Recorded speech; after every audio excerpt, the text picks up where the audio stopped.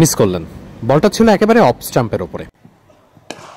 অফসাইডের আরও একটা বলকে তিনি পুল করতে চেয়েছিলেন লেগ সাইডে, কিন্তু পারেননি। অফসাইডে জাকিরের এমন দুর্বলতা অনুশীলনেও বেশ ভালোভাবেই চোখে পড়ে, আর সেটাই এখন এমন একটা পর্যায়ে গিয়েছে যে ম্যাচেও ভালো করতে পারছেন না। অফসাইডে বুলে কয়ে বল দিচ্ছেন প্রতিপক্ষের বলাররা, আর তাতে নিজের যে দুর্বলতা আছে সেটা যেন প্রতি ম্যাচেই আরও স্পষ্ট হচ্ছে। প্রযুক্তির সহায়তায় বর্তমানে ক্রিকেটারদের দুর্বলতা আর শক্তির জায়গা এটা বের করা খুব একটা কঠিন কাজ নয়। ম্যাচের ফুটেজগুলো বিশ্লেষণ করে খুব সহজেই যারা ক্রিকেট অ্যানালিস্ট কিংবা কম্পিউটার অ্যানালিস্ট আছেন তারা উচ্চতর প্রযুক্তি ব্যবহার করেই ক্রিকেটারদের দুর্বলতার জায়গাগুলো একেবারে খুঁটিনাটিভাবে বের করে ফেলেন। একদিন আগের একটা দৃশ্য দেখা যাক। গ্রানাইটের স্ল্যাব আলাদা করে একটা উইকেটের উপরে রাখা হচ্ছে। দলের সবাই যখন আলাদা অনুশীলনে ব্যস্ত, তখন জাকির আলী অনিক মাঠের কর্নারের একটা উইকেটে আলাদা অনুশীলন করছেন। কিন্তু যত কিছুই জাকির চেষ্টা করছেন না কেন, দুর্বলতার ওই জায়গাগুলো যেন কোনোভাবেই কাভার করতে পারছেন না। প্রতিপক্ষের বলাররা জাকির আলী অনিককে বল করে যাচ্ছেন দুর্বল পয়েন্টে, আর জাকিরও বারবারই ব্যর্থ হচ্ছেন। ব্যর্থতা থেকে আসছে ফ্রাস্ট্রেশন, সেখান থেকে ভুল হচ্ছে আরও।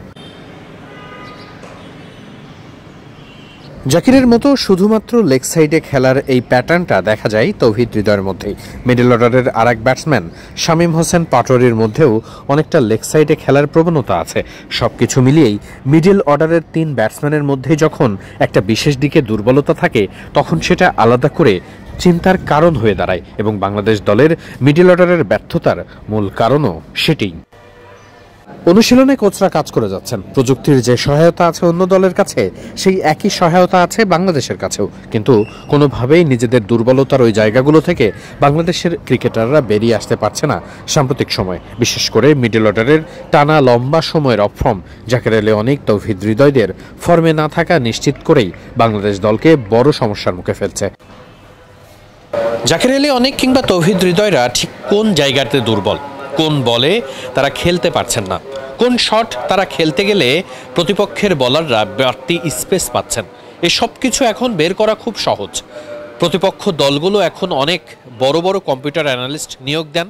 তারা সেই ডাটা অ্যানালাইসিস করে ফুটেজ বিশ্লেষণ করে খুব সহজেই জাকির আলী অনিক কিংবা তৌহিদ হৃদয় অথবা বাংলাদেশের যে কোনো ব্যাটসম্যান তাদের দুর্বলতার ওই জায়গাগুলো খুঁজে বের করার চেষ্টা করেন, এবং সেটা তারা খুব সহজেই করতে পারেন। তাই ক্যারিয়ারের শুরুর দিকে জাকির আলী অনিক, তৌহিদ হৃদয়রা অনেক বেশি সফলতা পেলেও ক্যারিয়ারের একটা নির্দিষ্ট পর্যায়ে গিয়ে তাদের সম্পর্কে প্রতিপক্ষের একটা প্ল্যান থাকে, পরিকল্পনা থাকে, এবং সেই পরিকল্পনা যখন তারা মাঠে এক্সিকিউট করেন, তখন জাকির আলী অনিক বা তৌহিদ হৃদয়রা এভাবেই মাঠে নিজেদের ব্যর্থতার যে রাস্তাটা সেটা আরও প্রসারিত করে। আমরা দেখছি যে জাকির আলী অনিক যেভাবে ব্যাটিং করছিলেন, তিনি যখন অফসাইডের বলগুলো খেলতে পারছিলেন না, সেই বলগুলোতে যখন প্রতিপক্ষের বলারগুলো পেসের ভেরিয়েশন আনছিল, তখন তিনি শটসগুলো খেলতে পারছিলেন না, তার ব্যাটে বল আসছিল না, এবং একটা পর্যায়ে জাকির আলী অনিক খুব ফ্রাস্ট্রেটেড হয়ে যাচ্ছিলেন, এবং সেই ফ্রাস্ট্রেশন থেকে তিনি আরও ভুল শট খেলছিলেন।